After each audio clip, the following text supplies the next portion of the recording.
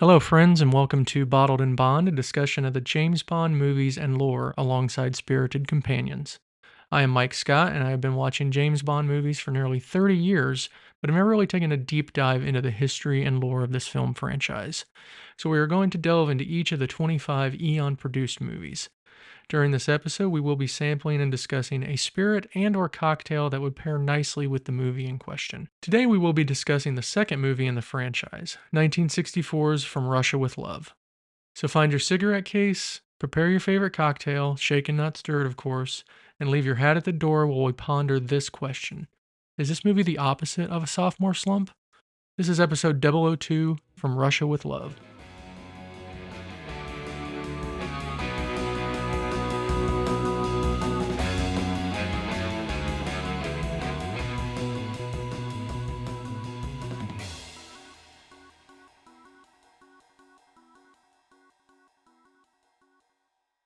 And once again, I'm joined by Charlie. Charlie, welcome. Thank you, Mike. All right, so we're going to start with the companion beverages today, and I did two today because I had an awful time trying to find the official liquor of Turkey. It's called Raki, R-A-K-I, and I went to like 10 places around me, and I couldn't find it. Went one state over, couldn't find it.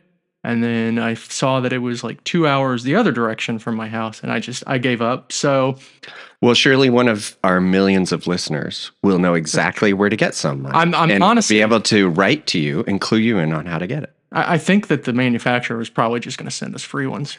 I imagine so. That's our sponsor for Right. next week. Yes. So the liquor I chose is called Metaxa Ouzo. Ouzo is a Greek beverage, but everything I read is basically the same thing. They're very similar. So we're going to crack one of these open here. And the process is you open the Ouzo. It's a good thing to start with. Actually, you put one ice cube. Just one. Is that regulation size? Sure. We'll say it is. We put a little bit of Ouzo in. You want to hold yours up there? So the ice cube is one you measure, but the ouzo, you just eyeball that? Yeah, why not? Yeah. All right. Uh-oh, I'm fine with that. My wife's going to kill me. I spilled on her table. Now, the cool thing with Ouzo and Rocky is you also put water in, and it makes it cloudy. It does. How about that? Oh. So I didn't want you to try this beforehand at all. I don't think I can think of too many substances where water makes them cloudy. Yeah, we're both going in blind. So here we go.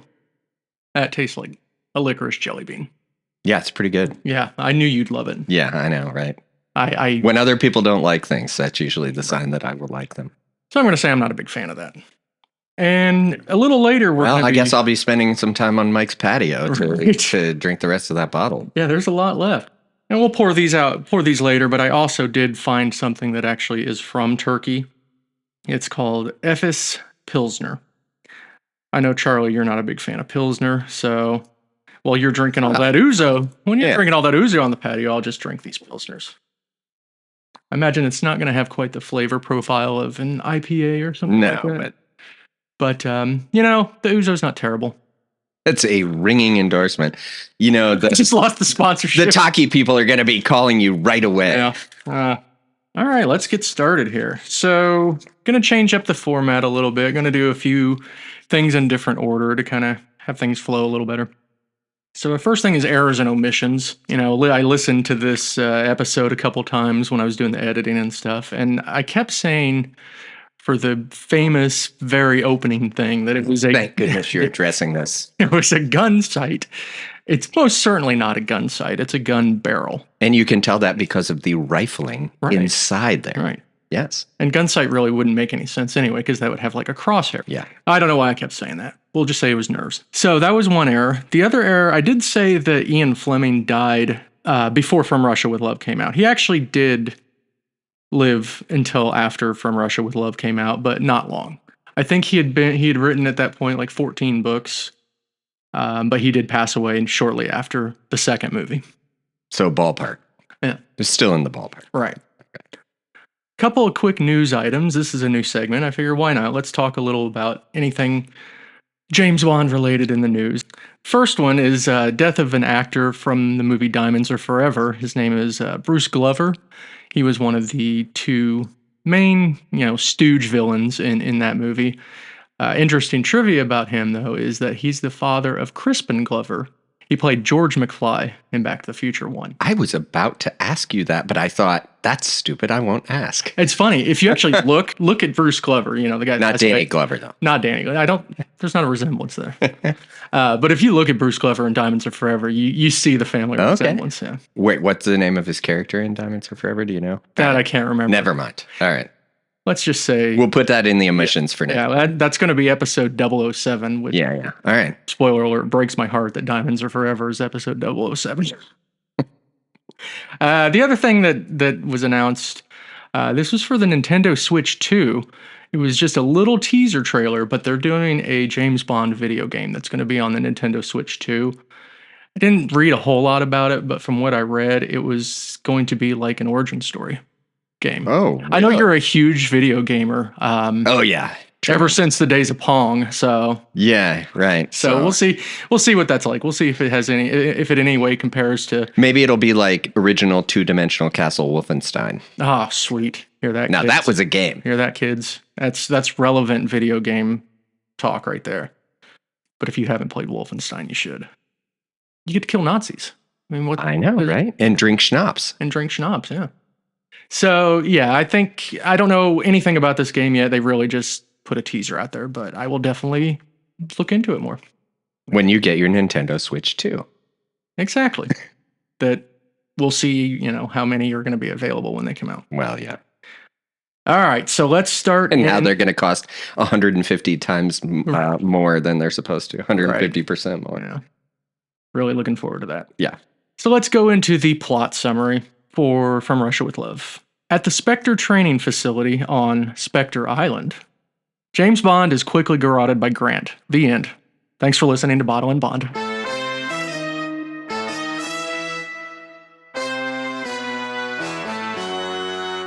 I know, it was over so fast. I turned it off and just started complaining and that's the end right of the to bed. Podcast. James Bond died. I mean, yeah. Oh, right. You can't kill James Bond in a James Bond movie. Ridiculous. Okay. Wait. That's not James Bond. It's just some stooge that inexplicably signed up to be killed during a training exercise. I know, right? Seriously. That's dedication. Right? I mean, yeah, we have to make it realistic, right? This training is worthless if he doesn't actually kill you. Okay, fine. Thus, we get our first of many pre-credit scenes. So now it's just a brief summary. Before we get into the nitty-gritty, here's a brief summary of the whole movie.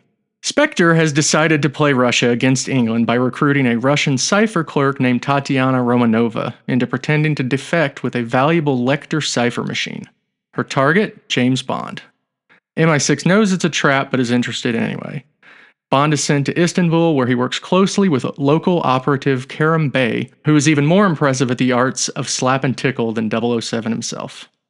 After some spy games with Bulgarians, Bond's adoption by local gypsies, and Tanya falling hopelessly in love with 007, things come to a head on the Orient Express as Spectre assassin Donald Red Grant murders Kerem Bey, drugs Romanova, banters with Old Man Bond, and inevitably gives James too much time to ponder and escape from his fate. James and Tanya leave the train, get hassled by a helicopter, and eventually battle and kill Spectre agents Morzeni and Klebb. With their troubles over, James and Tanya find themselves, you guessed it, on a boat to end the movie, From Russia with Love. Imagine that. That's all. I can't wait till they're on a boat at the end of every single movie. Right. So now we'll talk about. I'm going to go ahead and do the cast and crew now. Yeah, so that was good plan. We have a friend that sent us some feedback. Shout out to Joanna. There you go. You're now on a podcast. Congratulations. Our listener. Our one listener, yep. And she did suggest, because she's not familiar with Bond, so she's like, you should, can you put the cast up front and have an idea of who's who? So Sean Connery is James Bond. I think you will agree with me. Of the two movies we've watched so far, Sean Connery is definitely the best James Bond. Oh, by far. Yeah. I haven't seen a better one yet. Daniela Bianchi is Tanya Romanova. Bernard. Because she's not really Russian.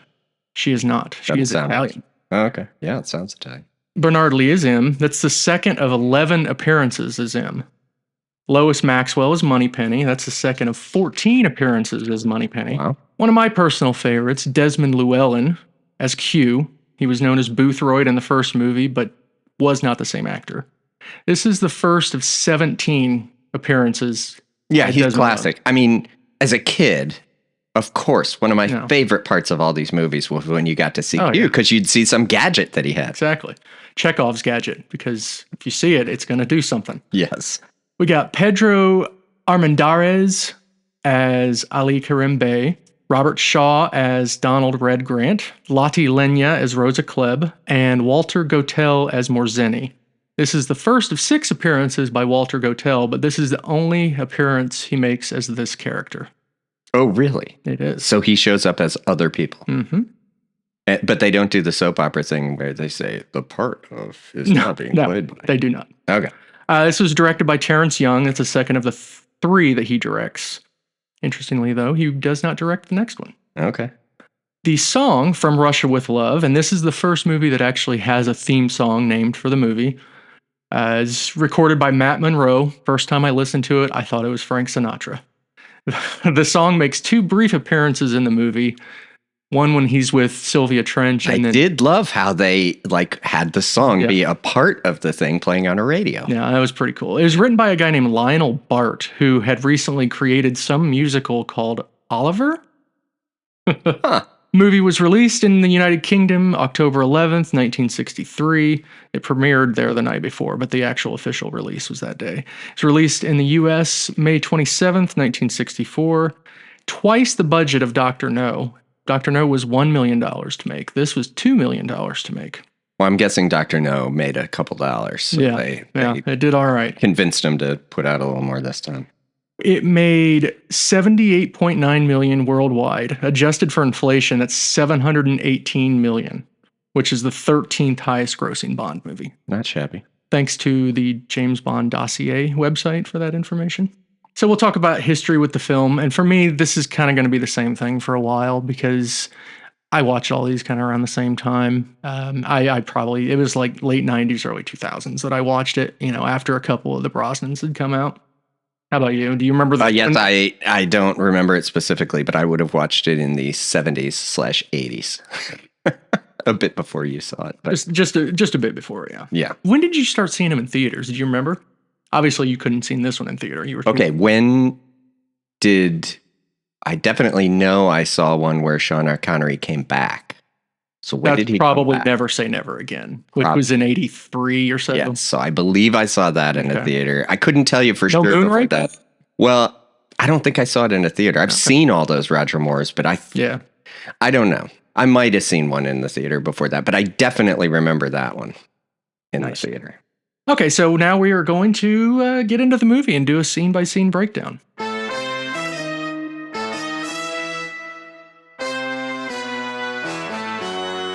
So obviously we already talked a bit about the pre-credit scene. Let's go in a little more depth here at this awesome Spectre training school. Spectre Island. Which was awesome. Where we have James Bond, hulking around, looking confused. I mean, I think Connery did a great job there because he didn't look like James Bond. He looked like he was a rabbit or a deer in headlights or something. Well, right. Yes. The way he was walking around the bushes, I kept thinking, this is stupid. He's going to get caught. Mm-hmm. There's no way. How can James Bond be so stupid to not be looking behind him and things? Yeah. I really had forgotten about that scene. It's really cool. And I don't think there's a Bond movie after this that doesn't have some cool, pre-credits scene like that. I mean, Dr. No obviously didn't have one, but moving forward, I think we'll get one each time. And some of them are sillier than other ones, particularly in the Roger Moore era. Yeah. But we'll get there. So I feel like it's also the first time you see a bad guy have some super cool device like that, right, where he pulled it out of his watch, right? Something Bond would have, but the other guy had. Yeah, that was really cool. Just the garrote, and he strangles the guy that looks like James Bond. and the guy's dead. And then the lights come on, and Morzani comes over and pulls the mask off the guy. The super realistic mask the mask pulling off. Very real. Yes. So there, like I said, there's some poor schlub that, do you think he knew he was going to die? Or they just told him, no, we're just going to... I was considering that, and I thought to myself, when you're a member of Spectre, you probably don't ask questions. They probably just tell him, this is a training exercise to see if you can kill this other guy. Right. And they don't seem like they'd be too concerned about things like that. Yeah. So interesting little trivia tidbit with that one. They had to reshoot that scene because the original actor did the mask part. When they pulled the mask off, the guy looked like Sean Connery. So they had to find somebody that actually didn't look like Sean Connery. Yeah, this guy had a mustache. Yeah. That was the noticeable thing when they pulled that off. You see a guy with a mustache lying there on the ground and you're like, oh, that can't be James Bond. Yeah. Pretty cool because, obviously this is showing us that they're in it for the long haul with Bond. They really stepped up. Yeah, well, they super hate him, obviously. Yeah. After the last one. So then we get the opening credits, and this one, the opening credits, it still just kind of does the James Bond theme song. We don't get the actual From Russia with Love theme. Right, I noticed that. Yeah. It was good though. Oh yeah, it's good. Yeah, the opening credits are always awesome. My wife was not as impressed with shining the names of the credits onto women who are dancing. Yeah, I read that there was a guy that I liked it fine. Yeah, the guy that prepared that, he got the idea. Like he was somewhere and there was a projector, and he saw how the letters looked on the projector, and he's like, "Okay, we can do that in the movie." What is wild, because as I'm watching it, I'm like, oh, now if they wanted to do something like that, it would all be animation. Right. But back then, like, people actually had to stand in a room. Okay, let's film shining the other projector stuff on people. Yeah, very cool. So now we open up in Venice. You get the cool big chessboard on the... Yeah, I wondered if that's like a real thing, never having actually watched a chess match. I was like, that's a pretty good way to show people what's happening. I'd prefer the Mel Brooks method of chess. Yes, right.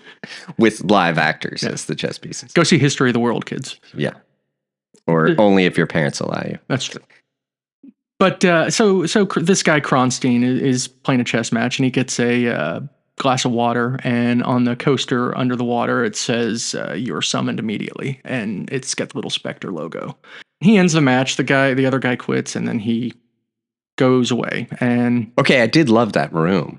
The whole floor was a chessboard. Yeah. I mean, that was pretty awesome. The set design was sitting there, right? That room was very, very cool. Very nice set design. Yeah. And that's a lot of work just to deliver a message to a guy that he has to go talk to the head of Spectre. Right. Kronstein goes to, and Kronstein's also called Number 5. He goes to a boat owned by a guy named Blofeld. I was already picturing having to do the correction at the next one. So he's on Blofeld's boat with Kleb, who was recently in charge of security for Russia. Yeah, they do explain that pretty well, so you understand what's happening. That it was secret because Russia didn't want to admit she had defected, so nobody else knows. But now she works for Spectre. But the most important thing in this scene is we get our first appearance of Mr. Bigglesworth, the cat, for all you Austin Powers. That is pretty good. Yeah. Although I have another animal reference I need to discuss. During that? I do love the cat. Yeah. I couldn't help but think of Austin Powers. Oh, I know. And speaking of Austin Powers, I wanted to acknowledge that there's a great Austin Powers podcast out there called Austin Danger Podcast, hosted by a couple people from a movie community I am in, Kevin McKenzie. Highly recommend checking that one out. They started off with the Austin Powers movies, and then any kind of cast crew connection to the Austin Powers movies, they go and do that movie. So they did one not too long ago. One of my favorites as a kid, Kindergarten Cop. I don't even remember what the connection was to Austin Powers, but they're pros. They know what they're doing with their podcast. Yeah. Well, I guess you have to do that if you don't want your podcast to be 3 episodes or however many Austin Powers there were. No, that sounds pretty good though. Yeah, they probably have 10,000 the listeners that we have and will ever have. Here's a little bit of trivia about Blofeld on the boat. Okay. So we never see his face. No. The actor that's sitting in the chair is Anthony Dawson, who played Professor Dent in Dr. No. Oh, that went to get the geologist guy? Yep. Yeah, so that was him. Oh, wow. He's actually, I think he's in a... They just had him sitting around and they go, we still have him on retainer. Bring him in to sit in this chair and not say anything. Right. Wasn't voiced by him, though. Yeah. That was a different person that did the voice. The fighting fish. Okay. The Japanese fighting fish. Yeah. So, speaking of things you could not do today, right? Mm-hmm. They put those fish in together. Now, I've never seen those fish fight, right? Whenever you go to the store, all those fish are in their own little individual containers, right? Because they actually fight with each other. Yes. I think PETA would have something to say. Probably. About them actually having the fish fight in that thing, just for that long explanation Blofeld gives about whatever the heck he was talking about. Right. That he has to have those fish, one of the fish, kill each other and the one that waits till they're tired out and then goes in for the kill. Well, I didn't see a disclaimer at the end that said no animals were harmed in the making of this film. Because that didn't happen back then. No, I don't think so. They're like, we're allowed to harm animals. They're just fish. Okay, so now we go back to Spectre Island. Okay, let me ask you a question, though. Blofeld, obviously, you never see him, but there's a lot of dubbing in this movie because I feel like there's a fair amount of people who also, you see them say things and it's not 100% on. Back then, they didn't have like the capabilities of like a mic and everything. So they couldn't do the sound in those noisy environments, right? Especially like there's one outside a helicopter on Spectre Island and you're like, there's no way they could possibly, like the motor's still going. There's no way you're actually hearing him. But I just wondered if anyone was actually dubbed like noticeably. Yes, I will. We have a couple to talk about with that. I got a couple of different interesting things. So they go to Spectre Island, which is where I want to spend my next spring break. Nice. It looks pretty awesome. As long as you're not volunteering to be in the live training exercise. No, I just want ladies to walk up to me and take their clothes off and then put like suntan lotion on my back or whatever that lady did. Right. So yeah, we get Grant getting his massage. As I said, this is Robert Shaw, the actor that plays Grant. And I did not know this until like last year. That's Quint from Jaws. Oh, really? Yes. Oh, that's awesome. That is Quint from Jaws. Blew my mind when I saw that. Oh, wild. He's a man of few words in this movie. Are they wearing bathing suits or underwear? I did, my wife and I had that question. My wife and I had a debate about this because I thought those might be bathing suits. It's hard to tell, right? Now Grant, he's not wearing anything under that towel. He's just got a towel on. The smallest towel they could possibly find for him to use. Yes. And I guess I can go ahead and talk a little bit about the book. In the book, they're both buck naked. Oh, okay. I don't know why they didn't put that in the movie, but what? Yeah, I don't know why either. But yeah, I had this. Maybe they should remake it. I had the same question about her outfit. Yeah, because she just takes that dress off or whatever. Yeah. It was noticeable. I would think for the time that was risque that she just walks up, takes that dress off and whatever, and then up with the smallest towel in the world. So we get Kleb and Morzeni walking through a very intense training room. I mean, people are dying in there. There's explosions. This is real stuff. It was pretty awesome. Yeah. Then they go into another training room, same scene, shot from a different angle. Yes. I thought that was pretty funny. I really did enjoy like the guy practicing the blowtorch because you need tons of practice and have great aim with a blowtorch. Like, I mean, you got to get that thing right on target, right? It's so hard to aim a blowtorch, right? You don't need to just fire that generally in the direction of something flammable. Plenty of practice with a blowtorch. And this goes back to your conversation from Dr. No about henchmen. I mean, they got a lot of personnel changes in that. I'm trying to understand like the HR department and what like the recruitment is like, right? Like how are they advertising for these jobs? Live on a wonderful secluded island with only men. Right. With a very low survival rate. Right, exactly. We're going to send you out to do all these terrible things. I don't know what they pay them. Like in a country, right? You're fighting for something. Right. But these people get recruited to, I guess, accomplish things for Blofeld, whatever that is. I'm not sure what they're promised if Blofeld succeeds in whatever taking over the world thing he has planned. Right. So we see the training rooms, and Kleb and Morzani then go up to Grant. Kleb puts on the coolest weapon ever, the brass knuckles. It's punches him right in the gut, yes. And he just barely flinches. And that's all she needs to know. Yep. Yeah, he's good. Yeah. So that's our first look at Spectre Island. Well, actually, I guess technically our second look at Spectre Island, since we saw the pre-credits training. Right, but that's when they actually tell you it's Spectre Island. I definitely want to visit. Right. So now we go to the Russian embassy in Istanbul, and we see Tatiana Romanova. This is our Bond girl. Yeah. They definitely put like the nice soft focus on her, and she looks very nice. Yes. And she also actually seems kind of nice in general. She does. That is played by, as I said earlier, Daniela Bianchi. She's an Italian actress. She was actually the runner-up for Miss Universe not too long before this movie. And I guess Sean Connery personally picked her to be in the movie. So going back to the overdubbing. Wonder what that process was like. We'll never know. Going back to the overdubbing, she's Italian, pretty thick accent. They did overdub all of her. Wow. Yeah. So there was another person did all the stuff you hear. Lines. Yeah. But she had to make her mouth move properly. But I guess an accent, your mouth probably still moves properly. But, right. Okay. So we never hear her voice, the actress. Okay. That makes sense. There definitely are times where it's sort of, you can tell. Yeah. We have Kleb and Tatiana talking about this whole, what we talked about in the plot summary with the Lecter and the Cipher and how they want to. Yeah, she does spell it all out, and she's clearly tricking Tatiana and making her think she's really doing something for her government, for the Russians. And the Russian agency then, and this actually, I was surprised to hear it in the movie, was SMERSH, which it's a combination of two Russian words, and it means death to spies.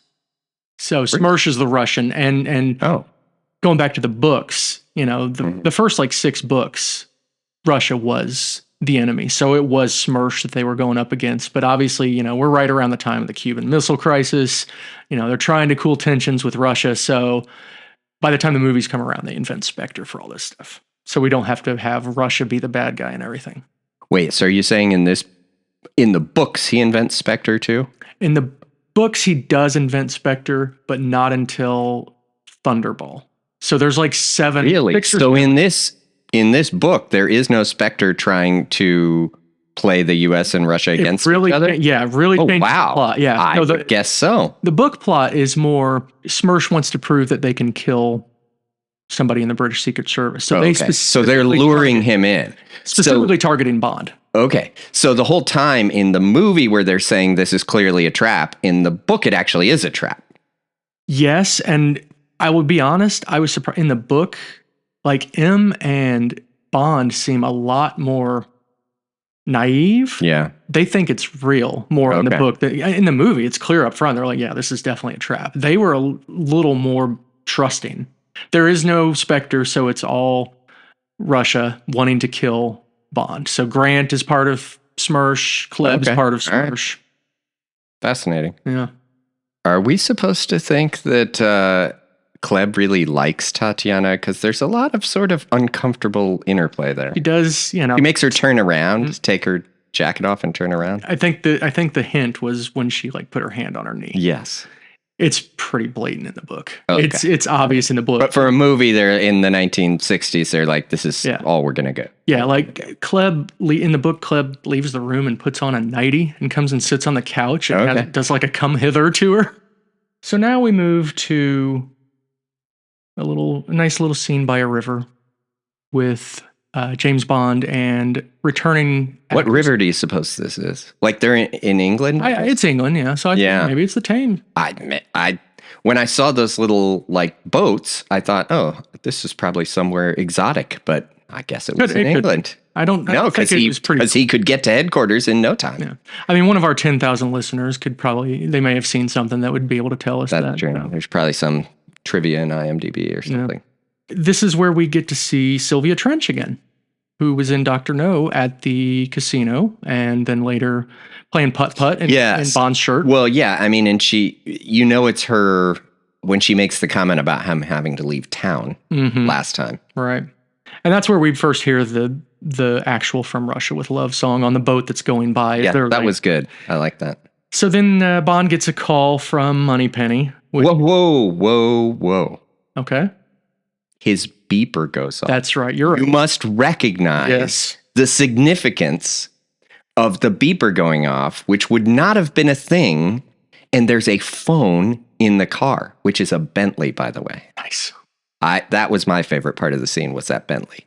We don't get to see it drive or anything, but there's a phone in the car, Mike. That's crazy stuff. Right? We're talking it is 63. I know, right? Nobody has phones in cars in 1963. And what's great, though, is it's like a regular handset, like a regular telephone, which is so good. The only thing I was missing, I don't think it had a rotary dial. It might have. We didn't see that part of the phone, I think. It might have still had the rotary dial. So Moneypenny's calling Bond, summoning him to headquarters. So Bond asks for an extra half hour because that's all he needs with Sylvia. So he gets his extra I noticed that. Yeah. And then he goes very subtle. Yeah. Then he goes to HQ. So he walks in the door, and he's his usual playful self, tossing his hat on the rack, wanting to give Moneypenny a little joke and or something. Singing, right? Yeah. But of course, Buzzkill's behind the door. Yeah. So as soon as he sees him, the boss stiffens and goes into M's office with him. And that's by the way, I love the door that has like the upholstery on the back and everything. I love that door. And I sat there thinking, like, maybe that's so you can't hear through the door. Right. It's sound deadening material, but I want a door like that. Yeah. Just so you know, in case you're wondering what to get me for my birthday. Nice. So Bond goes in with M, and this is where Desmond Llewellyn shows up as Q. He is still called Boothroyd also. So the guy in the first movie called Boothroyd, it is the same character. Oh, okay. But Desmond Llewellyn, 17 movies. I mean... Well, he's like the guy you think of as Q. He worked with every Bond actor up to Pierce Brosnan. Okay. So this is where we see, I like to call it Chekhov's briefcase. If anybody knows Chekhov, which I'm not going to pretend I've actually read it, but there's a term called Chekhov's gun, which basically states if it appears in the story, it's going to be used somehow. Yeah. So we get all these cool little things in there. We get the little gas pack so that if you don't open it the right way, it blows gas in your face. That was awesome. We get the 50 gold sovereigns in the pack in case, you're stranded somewhere. Yeah, so I wondered to myself exactly what a gold sovereign is. Mm-hmm. So have you researched this? I did not. Okay. I think it's like a regular sovereign, but made of gold and therefore worth obviously quite a bit more. It's probably, right? I would say worth its weight in gold. Right. I think something like that. Yeah. Kind of like, I think you can get like $1 gold coins in the US or things like that are actually not worth, they're worth whatever it is. So basically the gold sovereign is just gold and nothing else. It's not like gold plated or something, No, I think so. Yeah. If we don't count the trusty loafer from Dr. No as a gadget, this is like the first true gadget of the franchise. And it's got that cool knife that comes out. Knife that comes out. Yep. Yeah. Very cool. I found it interesting that, Q's all business in this one. There's no like frustration or exasperation with Bond. He's just showing him the stuff, being professional. Yeah. That does get better. I know. It gets good. But I do love the gadgets. Yeah. Like when you're a kid watching these movies like I was, the gadgets are awesome. Absolutely. The gadgets in the cars are just great. So Bond then goes back out, flirts with Moneypenny a little bit, and we have the little picture of Tatiana that he writes From Russia with Love on there. He actually writes with love and then adds From Russia. From Russia. You're right. How about that? Yeah. Yeah, and he becomes more interested in the case when he sees the picture of the girl. Right. Oh, of course. Yes. Well, maybe I should go on this case. Bond then flies on trusty Pan Am Airlines. I know, right? Arriving in Istanbul, not Constantinople. Look it up, kids. So this whole part of him arriving in the airport, It's like almost identical to Dr. No in terms of he gets to the airport. There's some weird guys are watching him. Somebody watching him. There's somebody in a car watching him. A driver. Funny, he doesn't question the driver this time. Like he just gets in the car. Well, they did the code. That's right. Which at the time it was the first time, so I didn't know it was the code because they had only done it once. Yeah. Then they do it. He does it again, and it's the code. So, and what type of car does he get in? That's all you. What is it? A Rolls Royce. Oh, of course, it's Rolls Royce. I wonder when the Aston Martins start appearing. It's beautiful. I don't know.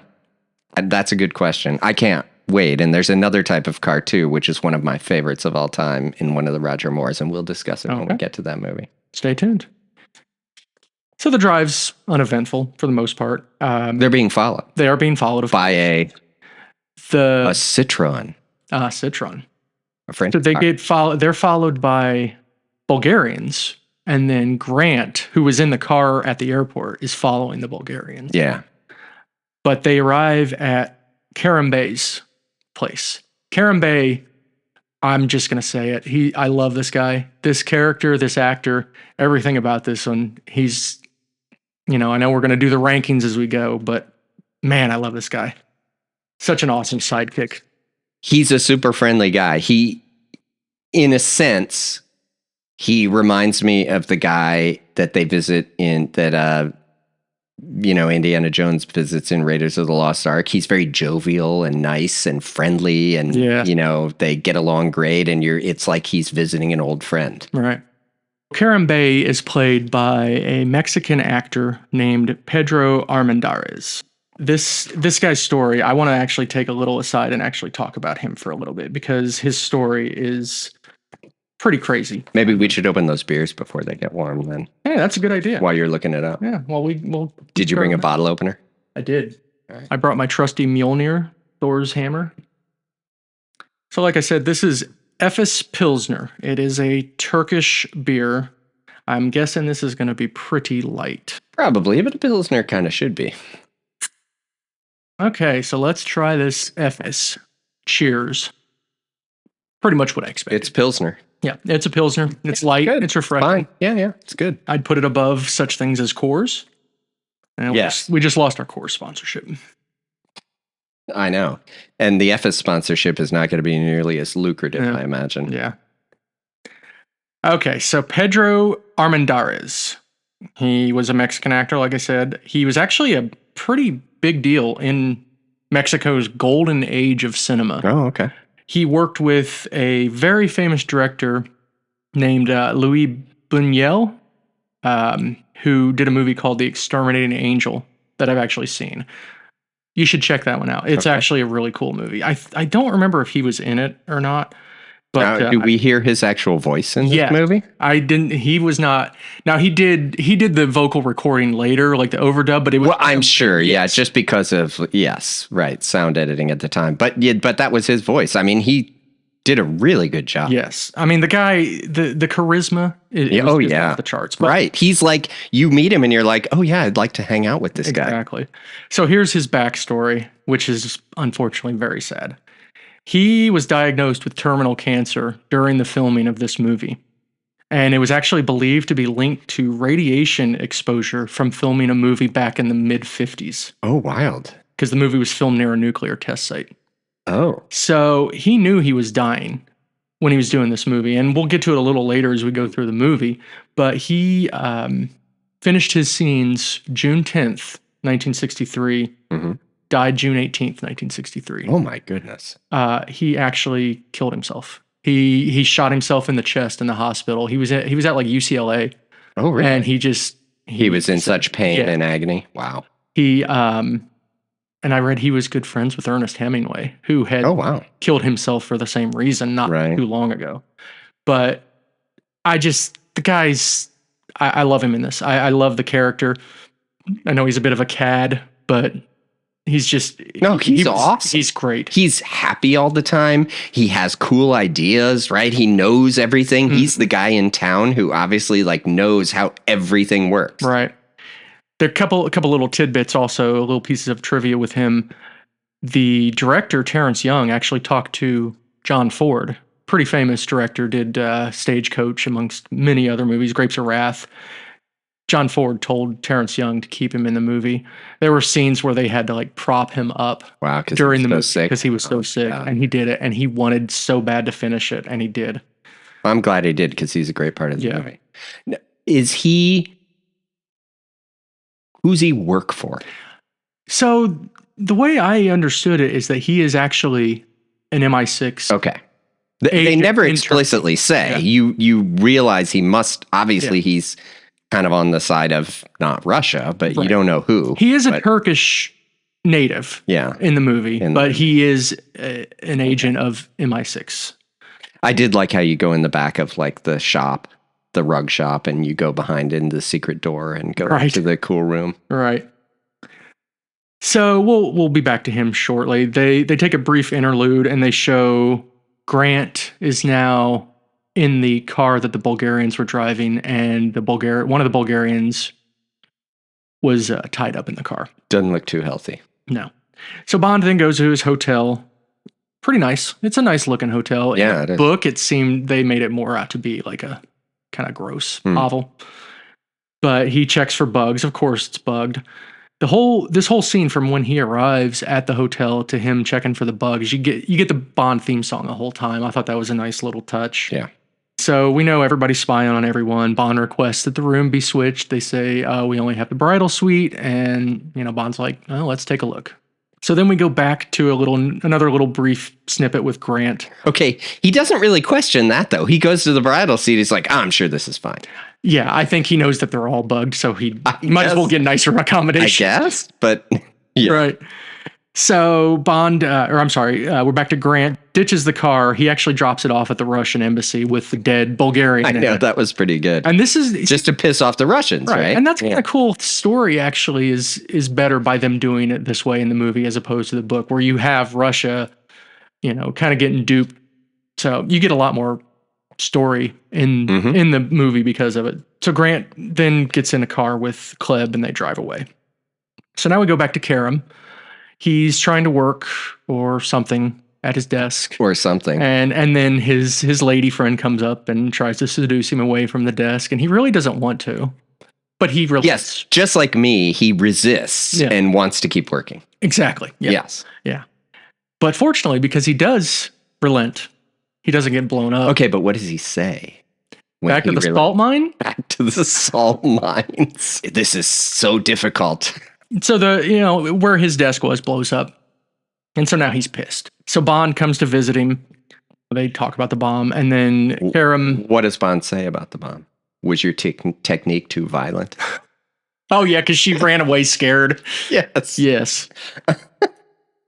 So Karam takes Bond via an underground passage to the Russian embassy. Just for the record, I enjoyed two men dressed in suits in a little boat underground. Right.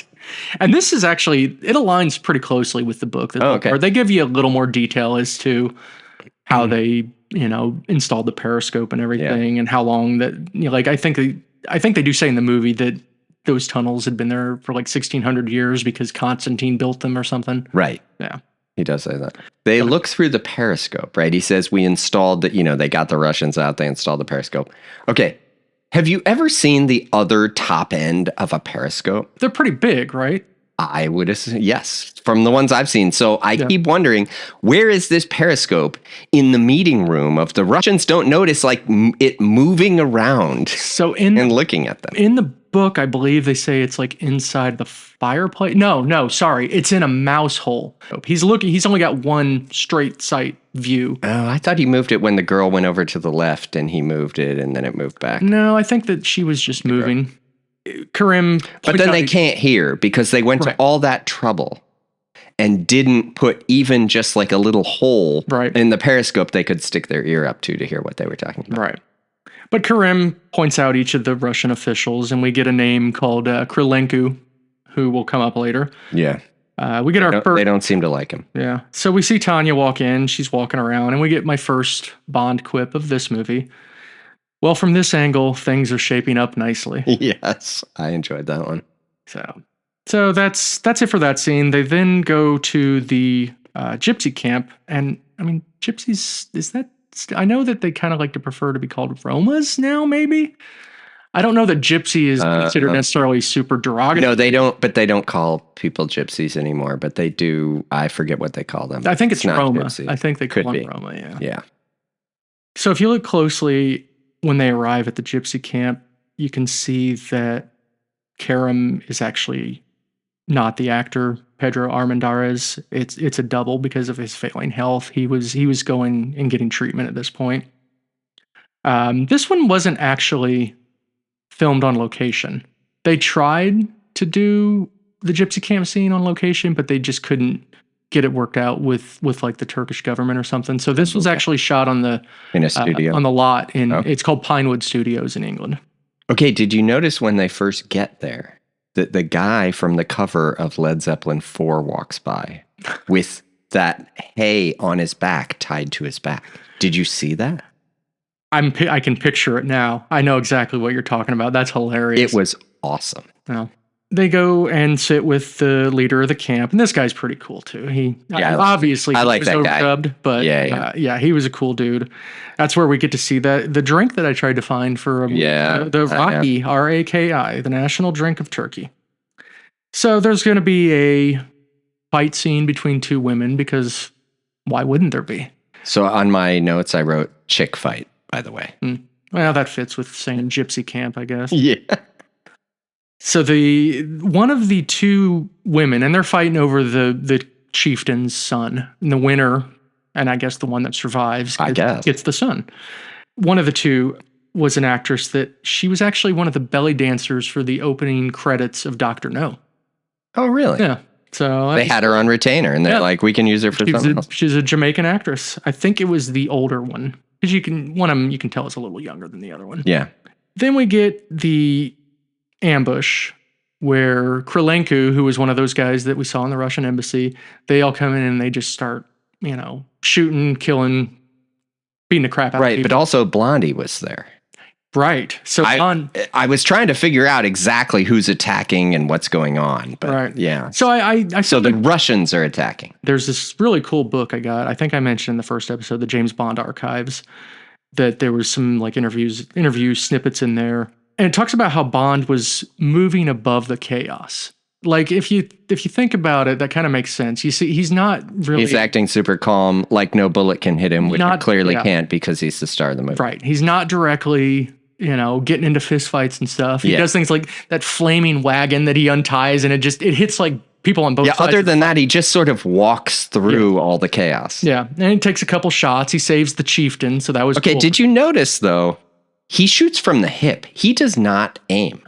And it's not like he had a golden gun either, because anybody that's played GoldenEye Nintendo 64 would know that the GoldenEye or the golden gun will kill with one shot, and you don't have to aim it. He does. Somebody with like a scimitar or a sword of some sort does get behind him, and then that's where we see Grant take that guy out from the shadows. Right. Eventually, the fight's called off. The ambushers flee. One guy. Did you see? Like Bay gets shot though, right?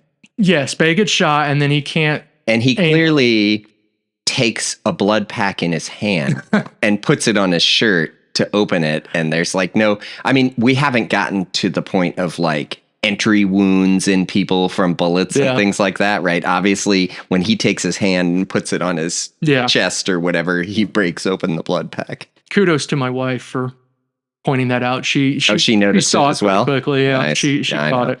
You see all these things when you live in an age where those kind of things don't happen anymore, right? It's all realistic now. So I guess that the ambushers give up. They just leave. I know. I didn't exactly understand why they retreated, but whatever. Let's just go. Yeah. But the gypsies are managed to capture one of them and then start torturing him. Get some information from him. And apparently the target was Karam Bey. He was the target of the... well, maybe because he's the local guy. Yeah. The same reason he got bombed. Yeah. Exactly. The chaos is over. Bond is adopted by the chieftain of the camp because he saved his life. And what do you give a man who saves your life? You give him two women.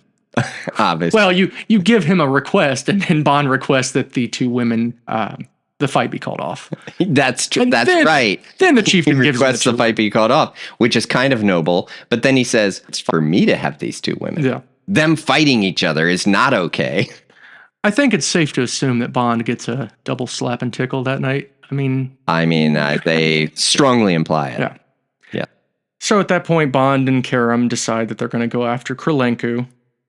We're at nighttime now at Krylenko's hideout. So this is a little interesting bit of trivia. The poster that... The mural on the wall. The mural that clearly is there for a reason. That was actually a Broccoli Saltzman production. So the guys that produce all the Bond movies, early Bond movies. Oh, it was an actual movie. It was an actual movie because you can see their names in the corner of the poster. But it was a movie starring Bob Hope and Anita Ekberg. I read a funny little comment about it. Bob Hope, we're talking Bob Hope was like 60 at this point. He was kind of past his prime. Anita Ekberg, for real movie nerds, would know that she's from a movie called La Dolce Vita, which is a Fellini movie that has a very famous scene with a fountain where she's dancing around a fountain. So look that up. You'll see Anita. I need to see this. Yeah, it's a good movie. In that book I was talking about, the producers were talking about how they decided to do this Bob Hope movie. Yeah. And they passed on a first movie by some band called the Beatles. Oh, yeah. So they clearly made the right choice. Wonder if those guys amounted to anything. So instead, they made a movie called Call Me Blana, which we all know Call Me Blana is like, I think that's AFI number 5 or something. Canon, right? Yeah. So we see Krylenko getting away through that movie poster. Now, I just want to know, Mike, I know we're friends, but are you the kind of friend who would allow me to rest a rifle barrel on your shoulder so that I can shoot someone? As long as you're aiming away from me, I think I'm okay with it. Because I know you would have to make the shot yourself. I kept watching it, and I'm like, this is going to deafen. Right? It's right by his ear, but then it's the quietest bullet in the world. Yeah. So then it, I don't know what they did, but I would definitely check first before I let someone rest a rifle barrel on my shoulder. Yeah. Well, I think it's safe to say the barrel, or, some people might call it a gun sight. The barrel is far enough past the ear that maybe it's okay. But who knows? Have you ever been in the proximity of a rifle when it's fired? Maybe once or twice. You're right. It's pretty loud. It's pretty loud. Yeah. Anyway, no. That was you'll notice, listener, as time goes on, I have real issues with the reality of situations. And the whole time he's resting that barrel on his shoulder, I'm thinking he's going to be deafened when he fires this gun. You'd at least have the conversation about, is this a really loud gun or is it some special gun that is not going to ruin me when you fire? Anyway. Go for it. Man, if we sit here and just pick out all the plot holes, that'd be we're going to be here all day. Of the movie. All right, sorry. No, you're fine. So they do kill Krylenko, and then we get our second good quip. It was good. He falls out of the mouth. Yeah. And he makes some comment. She should have kept her mouth shut. At the hotel, Bond is starting to shower, and he hears something and sees He orders hotel food. He does. He gets figs and yogurt and stuff. If they wanted to kill him, they've had 49 million chances. Clearly, they're in league with the hotel people. Yeah. They could have poisoned him. Right. So he looks into his room, which, this hotel is nice. He's got separate bedrooms and stuff. And he sees Tatiana. But he just left the doors open to the outside. Yeah, that's, of course, why not? What could go wrong? Right. Sees a naked woman crawl into his bed. That'd scare me. I'd probably run out of the room. To me in hotels all the time. All the time.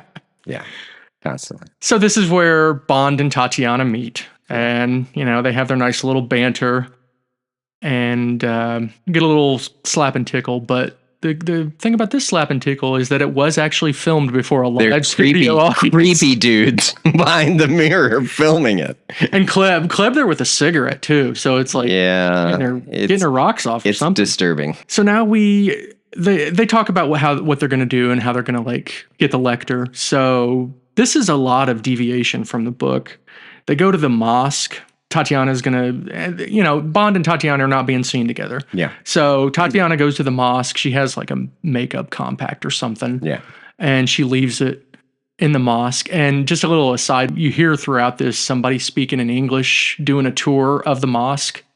And that's actually real audio from the mosque of them doing a tour for, like, I don't know, Americans or something. That's cool. Yeah, I thought that was pretty cool. It made me want to go see it. It looks very cool. Yeah. The Bulgarian sees her put this little compact down on the ground, and he goes to get it. And then Grant comes along and kills him pretty easily. Like, he like just hit him guy in the beret guy. Yes, yeah, the glasses. Yeah, and Grant just. But so what was supposed to be happening here? Tatiana was getting information for Bond so that he could figure out how to get the letter. But who's the beret guy? He's a Bulgarian working for the Russians. And why is he there? And how does he know to get this compact? We don't know. I think maybe he's following her. I mean, he's been following Bond, and yeah, so he's just following. Okay, yeah. All right. You know, Grant kills the Bulgarian pretty easily. He really does. I mean, you don't exactly see the whole thing, but it doesn't take much. Yeah. With all these skills, you'd think he'd have had a better luck killing a shark 15 years later. Bond he sees that the guy's dead, and he picks up that little compact. And then he goes back to Karam's residence, and it turns out it's a very crude map of the Russian embassy. Yeah. And they notice that there's one room that's not in the blueprints that's on the map that Tanya draws. So from there, we go to Bond and Tanya on the boat so that Tanya can give information about the Lecter, all the cool stuff that it does and everything. We get some questionable green screen work during this one. Yeah. We get Tanya, clearly at this point, Tanya is actually infatuated with Bond, and he just wants to run away with him. And then we get MI6 listening to the tape. with all these other guys, and then Moneypenny. Right. But did you notice? So what does Moneypenny do? They send her out. She hits the intercom and listens to it anyway. Okay. But she works for the most secretive office with the most secretive things going on. And she has a button where she can at will listen to whatever is happening in that room. See, there may be some security you'll notice I have problems with things like this. My mind works in ways where I want to work these things out and say, that's not how they should do it. Right. Regardless, M sends her out, so they want to continue their little 900 call. Yeah. Yeah. But the funniest part is, I'd love to know what the trouble was that Bond and M got into in Tokyo, because that was a little line at the end. That was what prompted him to send Moneypenny out, where they were talking about whether they'd had any troubles with women before like that. Yeah. So now we're back again at Karam Bey's place, and they're just talking about the Russian embassy, how they want to get in there. So then Bond goes to the Russian embassy, has some banter with the guy at the front desk, and then a bomb goes off. And everybody's in chaos. You see the guys like getting the drawers and stuff. So there's a picture of Yuri Gagarin there. Is it? Oh, nice. And they actually call for Gagarin in one of the things. I'll have to go back and listen. But I read this, but it was fascinating, right? Because he was the first. You think they still teach that in school? I would think so. Kids, Yuri Gagarin was the first person in space. Yeah. But what I liked was the bomb goes off, and then they start playing the mayhem music, as I put it in my notes. Like there was certain music in this movie, in the soundtrack, when like crazy stuff is going on, and Bond has to go find things. I enjoyed the mayhem music. Yeah. So Bond gets the Lecter, and he gets Tanya, and then they escape into the underground with Karam. We see a couple rats, just a couple, and enough. Yeah, on the boat. Then we have the one. Now here's an interesting little tidbit. So all that scene with all the rats running down the hill or whatever. Right. They didn't want to do that in Turkey. The Turkish were like, no, we don't want to spread disease and stuff into into these areas. So, and then they didn't want to do it in England because apparently they couldn't get like brown rats in England. So they got white rats, domestic rats. Yeah. And they painted them or they put cocoa powder on them. Oh. And they said that the rats would just keep eating the cocoa powder and they weren't really cooperating. Obviously. So crazily, if you put cocoa powder on me, I'm going to eat that cocoa. Exactly. Ultimately, they filmed it in Spain. And really? Yeah, there was like the one nation in Europe that would allow rat filming. I guess it was easier to find real. I mean, they obviously cut away to like just the rats, right? They don't show them around their feet like in Indiana Jones movie where all the rats are in the place. Right. Yeah. I want to digress a bit here with the book, because we're getting to the scene now where Bond, Karam, and Tatiana get on the Orient Express. I don't know if you noticed that or not, but it is the Orient Express. Okay, why are they getting on that particular train? That was the big cross-continental train that would go from like Istanbul to Paris. Okay. Yeah. But they have to go through enemy territory on the way there. Yeah. Yeah, but I mean, they're on the train, and I guess they're just hoping. But well, they were supposed to have a plan to get off first before they. But yeah. So here's what's crazy about the book. So first off, the book's 260 pages that I read. The first 100 pages are all Smersh. So it's all Grant, Klebb, and the Russians and stuff. Bond doesn't appear until like page 100 almost. Wow. The second thing is, in the book, they go directly from Bond meeting Tanya in his bedroom naked to getting on the train. None of this stuff that we've been talking about was in the book. So, which I was a little surprised when I was reading the books, reading that. It's like, wow. Does he get that coding machine? And you just don't know how? She has it. She has she brings it to him. Okay. Yeah. I'm with you. Okay. So back to the movie now. They board the Orient Express. Grant is clearly there following them. Bond and Karam plan what they're going to do. Tanya tries on a dress. Then we see that one of the Russian agents, who I believe his name was Benz, is on the train. And the book too has a lot more elaborate. Like there's like 3 Russians on the train in the book, and we got more time. Yeah, they have these ways to get them off the train with like passport stuff and everything. But one remains, and Karim decides to hold him in one of the cabins while they figure out how to get off the train, because Karim's got one of his 5 million sons waiting at a certain spot for them to get off so they can escape. Right. Get a little slap and tickle interlude after, Tanya tries on those dresses. Then we get Murder on the Orient Express. That would be a great title for a book. You should really do that. Tanya and Bond leave their cabin, and one of the conductor guys comes up to Bond and tells him that, there's been a murder, and my beloved Karim Bey is dead with a knife in his back. So he puts Tanya back in the room. He does. Yep. Puts her back in the room. And what does he say? How she'll know it's him when he comes back? Knock 3 times. Right. Which is clearly something that would never happen randomly, or that anyone else might figure out. Like super duper secret. But I thought he said knock 3 times on the ceiling. Oh, wait. If you want me. That's something else. You're not old enough to know that. Tornado and Dawn. I had that album. Nice. So Karim Bey gets killed. Bond wants to keep the murder quiet, so he gives the conductor hush money. And this guy's making money hand over fist. Karam's bribing him. Bond's bribing him. Yeah.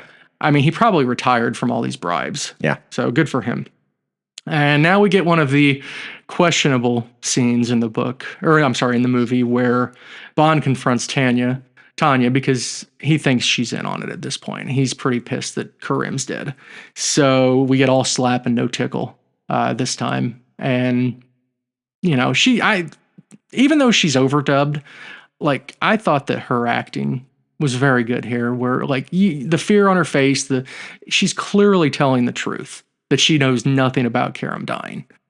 And Bond is which we obviously know. Right. And Bond's just furious. And yes, it's a questionable action by Bond, but clearly they really build that relationship between Bond and Karam in the book. And I think they do somewhat in the movie too. They clearly have a very good rapport and become very good friends. So now, are we allowed to talk about the fact that Sean Connery thinks it's okay to slap women? We'll get there. I'm thinking with the last Connery movie, we'll do a little more bio information about him. So we get a couple train stops now. First one's in Belgrade, and that's where Bond meets with Karam's son and informs him of his death. And the whole time, Grant is watching him. They did a good job of both of them walking, and then you see Blondie back there. Like, that was pretty good. And I'm not gonna lie, when I watched that scene, I wanted to hear the Jaws theme music as he's walking along. Right.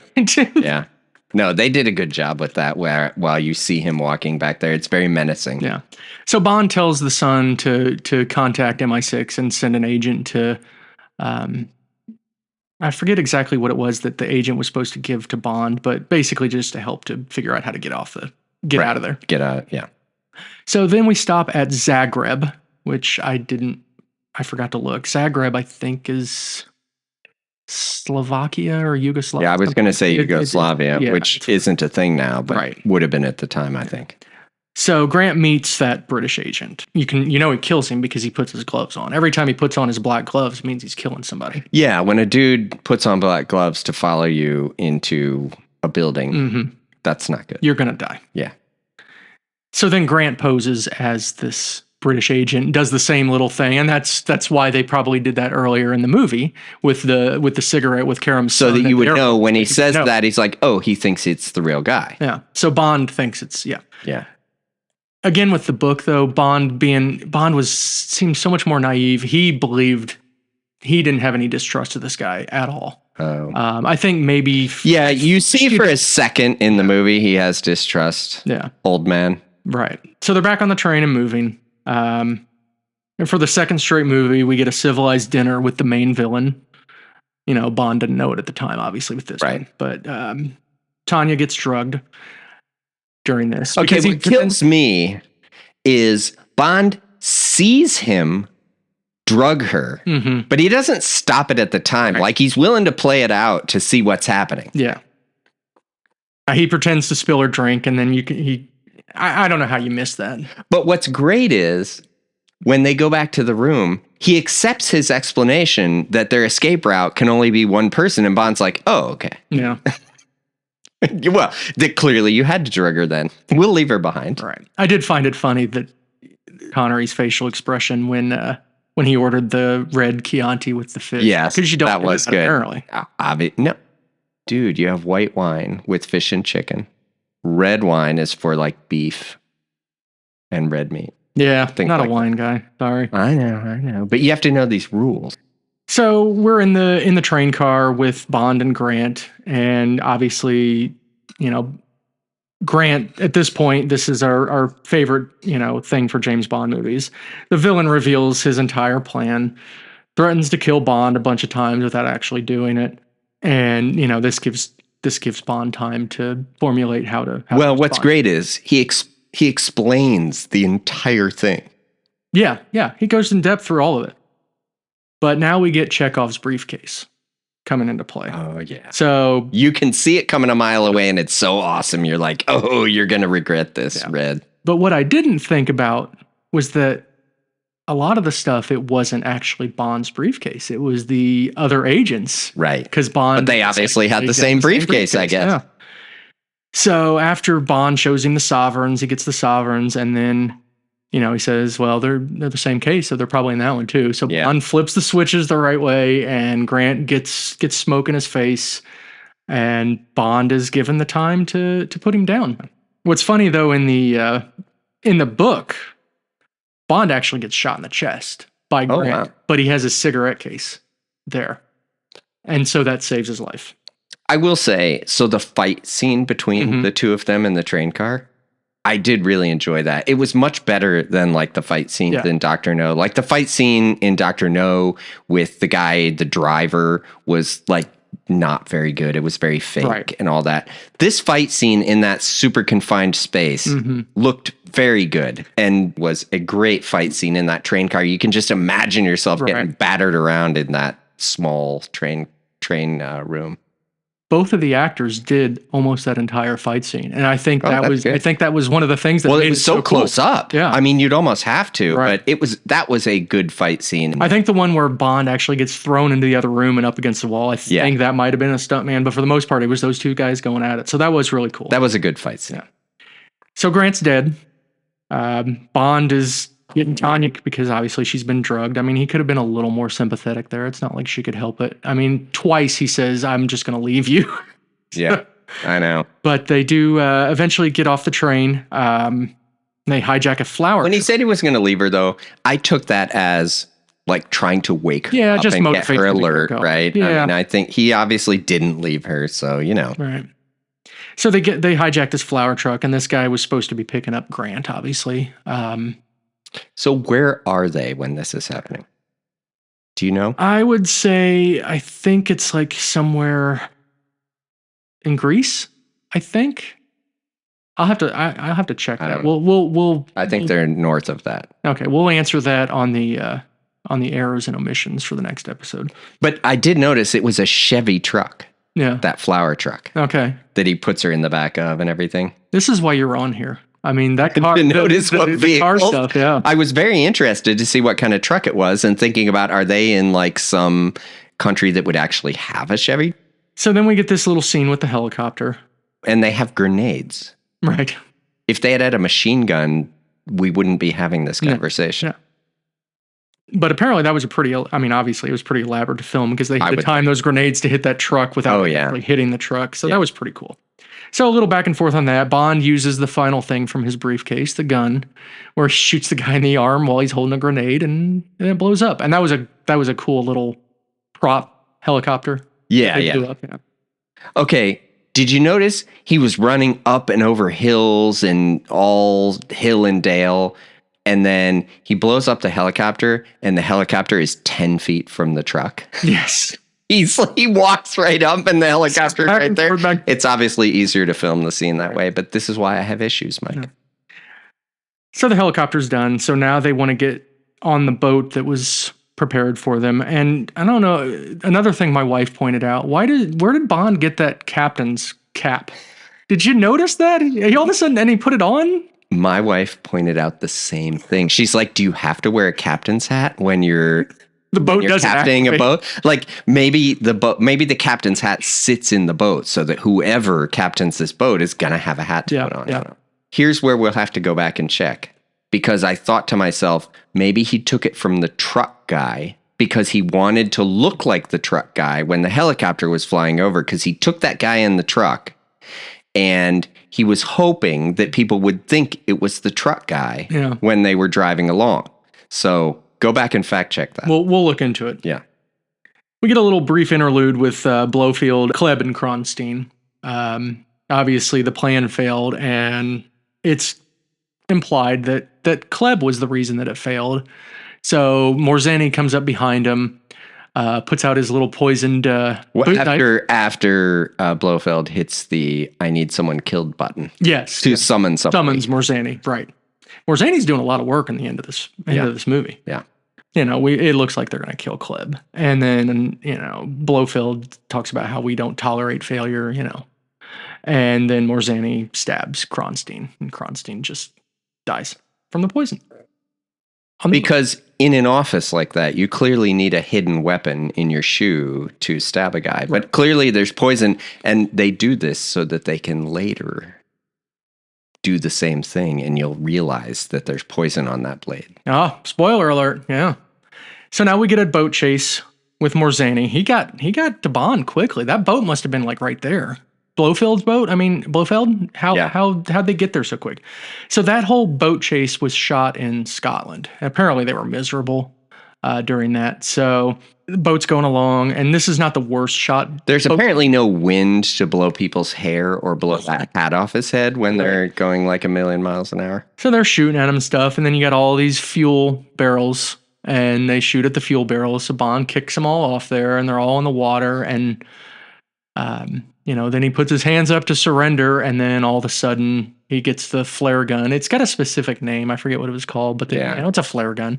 He shoots it. Huge explosion. Probably. That fuel dissipated very quickly. Right. There were guys hurt during that. And the guy, really? The guy, in real life? Yeah. The guy playing Morzani, he said, I want to do it. He's actually the guy that jumps into the water. Oh, wow. Not a stuntman. But that's not just water. That's water that's on fire. Right. Exactly. Even some of the guys that even had like the asbestos suits and stuff, they got burned. Nobody was seriously injured, but there were some injuries. It looked rough. Yeah. So Bond is dispatched with Grant and Morzani pretty quickly. So now we have Bond and Tanya at the hotel, and we get one more fight with the Spectre agent. And this time it's Klebb who's trying to get in there and get the Lecter back. Or get the Lecter, I'm sorry.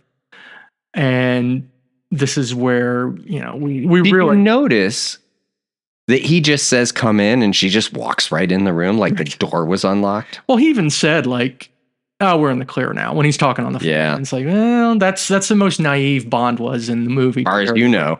Yeah. So, there's some back and forth. Kleb's got her little poison shoe and she's kicking it towards him. Well, because Tatiana recognizes her. Yes. Because obviously this is the first time someone's seen somebody. Yes. And, yeah. So now is the question where Bond's like, oh, is Tatiana, was this all a ruse the whole time? And again, you can see it on her face that it's not. She's mortified. Yeah. But she walks out of the room. Kleb gets a gun that Bond had kicked aside. And then all of a sudden, Tatiana comes back in and knocks the gun out of her hand. And Bond gets Kleb up against the wall with the chair so he doesn't get like kicked. A lion tamer. Right, yeah. And then eventually Tanya shoots her. Kleb clearly has no tactical combat training, right? Because she flails. Yeah. Like she has no idea what she's doing. Here is the biggest deviation from the book. Okay. In the book, Kleb gets him. She kicks him and poisons him. Oh, man. The book ends with Bond passing out. Oh, like a cliffhanger. Yeah, it was a cliffhanger, which is resolved in Dr. No. The book. Which was the next book, which is the opposite of right. Ah, wild. So everybody's dispatched. Bond and Tanya are good. And once again, movie ends with Bond and his lady on a boat. And that's it. As will happen. Yep.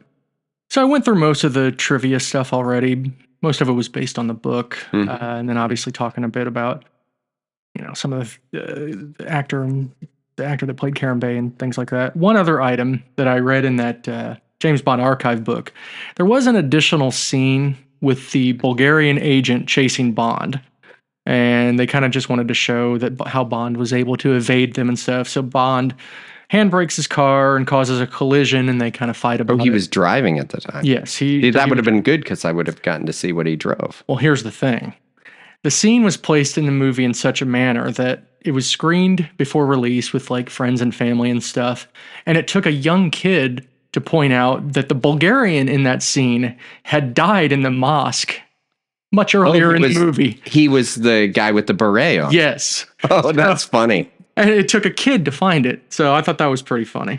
They didn't have the internet back then. You had to rely on actual live people watching a movie to find all the problems. Right. Final thoughts time. So I love this movie. I absolutely think that they took everything from Dr. No and they ratcheted it up perfectly. This is absolutely easily 5 stars for me. How about you? I did enjoy it. Yeah. It definitely was more end-to-end story with everything going on.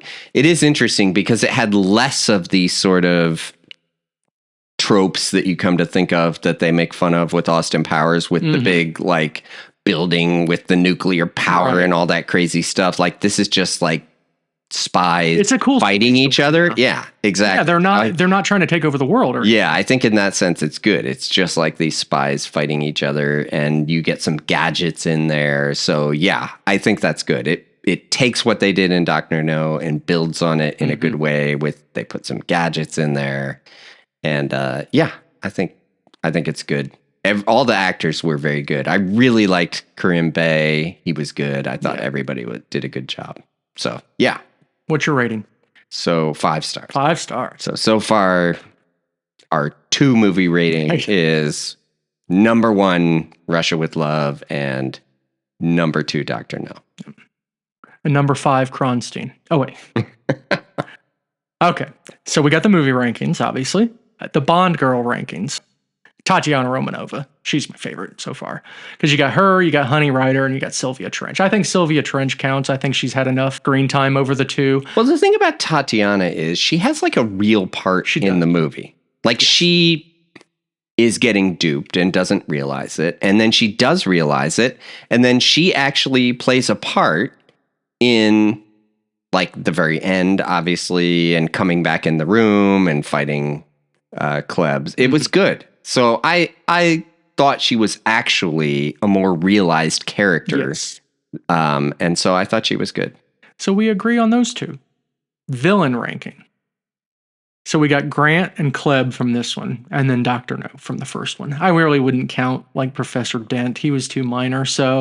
But I think I think Grant and Kleb both deserve to be on here for this. Yeah, I think Grant he's the relentless guy. He's everywhere. Mm-hmm. You can't get away from him, and he's constantly watching and constantly on top of everything. And I think in that sense, he's a good villain because everywhere Bond goes, like suddenly you look and there he is. Yeah. He gets on the train. He is everywhere following him.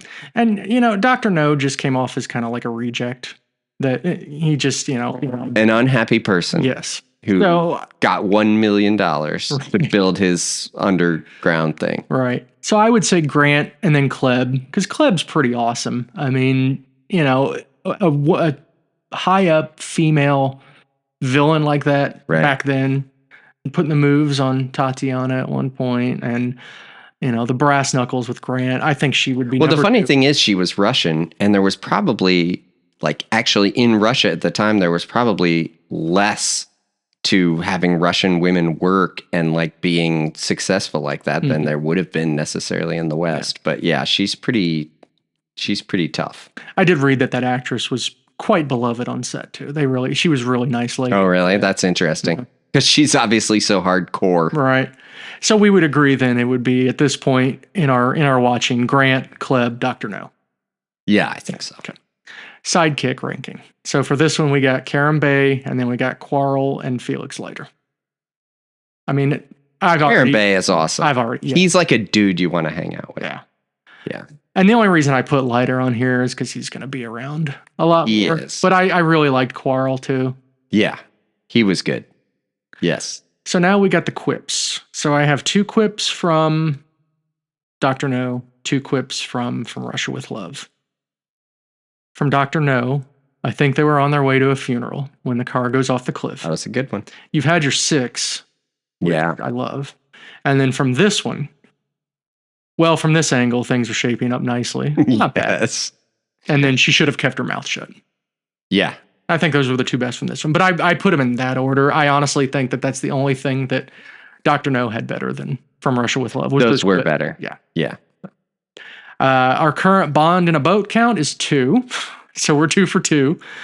And our current slap and tickle count, which is how many different women he might have sampled. Yeah.